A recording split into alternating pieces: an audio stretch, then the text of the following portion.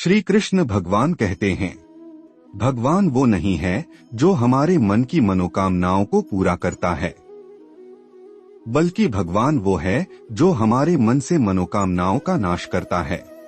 जिस प्रकार किसान जैसे बीज होता है वैसी ही फसल उसको मिलती है, ठीक उसी प्रकार हम जैसे कर्म करते भगवान वैसे ही फल हमें देते हैं।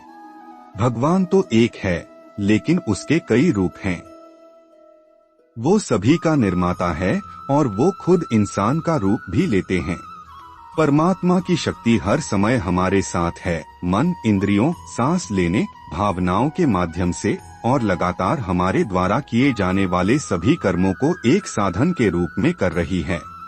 ईश्वर से रुष्ट कभी मत होना, दुनिया से आशा कभी मत कीजिए। कर्म क्षेत्र पर फल के लिए परिश्रम तो सभी को करना ही पड़ता है। ईश्वर हमें केवल लकीरें देता है, रंग तो हमें ही निखारने पड़ते हैं। ईश्वर हमें न दिखाई देने वाले माँ बाप है और माँ बाप दिखाई देने वाले ईश्वर है।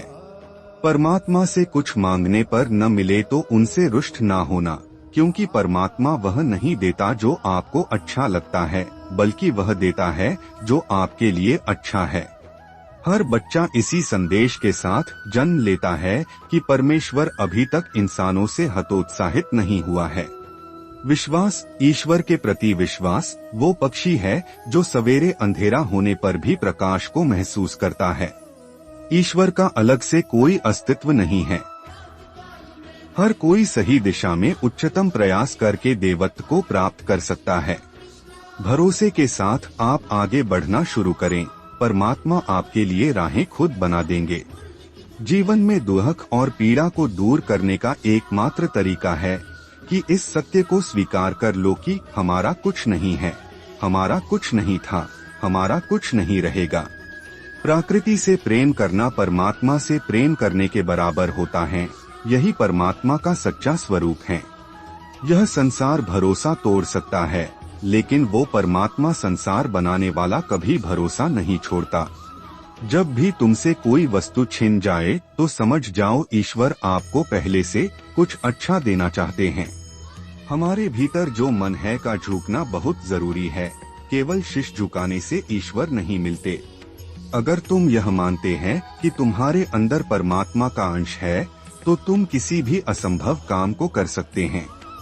जैसे घर के अंदर अगरबत्ती जलाने से पूरा घर सुगंध से भर जाता है, ठीक उसी प्रकार परमेश्वर का नाम जपते रहने से हमारा पूरा जीवन सुगंधमय हो जाता है। इस संसार से जिसे छूटना है उसे कोई बांध नहीं सकता, और जिसे इस संसार से बंधना है उसे परमात्मा भी नहीं छुड़ा सकते। ईश्वर का वादा तो रात में चमकते तारों की तरह है। रात जितनी काली होगी तारे उतना ही तेज और ज्यादा चमकेंगे। ईश्वर का भक्त होने का अर्थ यह नहीं कि तुम कभी गिरेंगे नहीं, पर जब तुम गिरेंगे तो ईश्वर तुमको स्वयं संभाल लेंगे।